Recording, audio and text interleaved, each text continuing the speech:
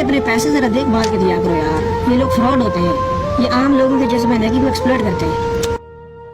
मैं पहले ऐसा ही करता था, फिर एक वाक़ये ने मेरी दुनिया बदल कर रख दी।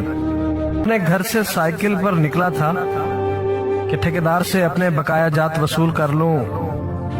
मैं स्टील मिल फिक्सर था और एक कोठी के लेंटर के पैसे बाकी थे, मगर ठेकेदार आजकल पर टरखा रहा था।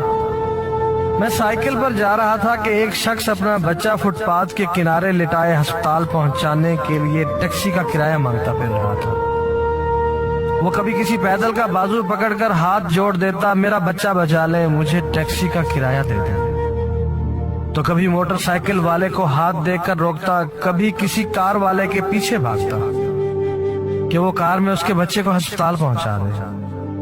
कोई रुकता तो कोई ना रुकता, जो रुकता वो भी उसे घूर कर देखता और आप वाली सोच कर उसे डांटता, काम करके खाने की नसीहत करता और आगे निकल जाता।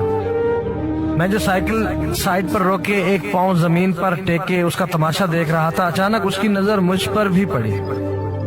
उसने मेरी साइकिल का हैंडल पकड़ लिया। भाईजान, खुदा के लिए मेरे बच्चे की जिंदगी बचा ली, उसको सख्त बुखार है, आप नीचे उतर कर उसको देख तो नहीं, आपको यकीन आ जाएगा। आप देंगे तो शायद किसी और को भी एतबार आ जाए।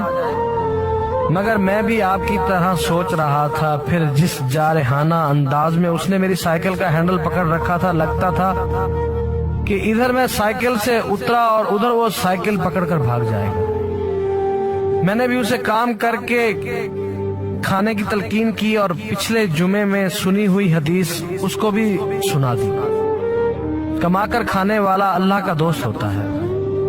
और अपना हैंडल छुड़ाकर बड़बड़ाता हुआ आगे चल पड़ा। हरामखोर हमें बेवकूफ समझते हैं।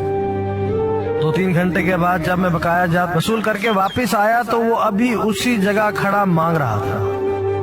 बच्चे को अब वो सड़क के पास ले आया था और उसके चेहरे से कपड़ा भी उठा रखा था। वो धाड़े मार मार कर रो रहा था। अब वो बच्चे के कफन दफन के लिए मांग रहा था।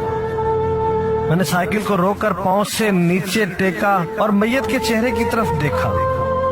फूल की तरह मासूम बच्चा जिंदगी की बाजी हार गया था। मेरे रोंगटे खड़े हो गए।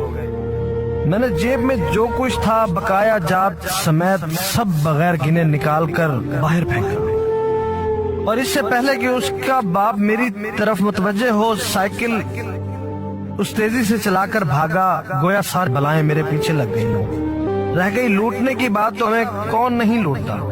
जूते वाला हमें लूटता है, कपड़े वाला हमें लूटता है, सब्जी और गोश्त वाला हमको लूटता है। इतना लूटने के बाद अगर कोई हमें अल्लाह के नाम पर लूट ले तो शायद हशर में हमारी निजात का सामान हो जाए कि ये बंदा मेरी खातिर मेरे नाम पे लूटता रहा।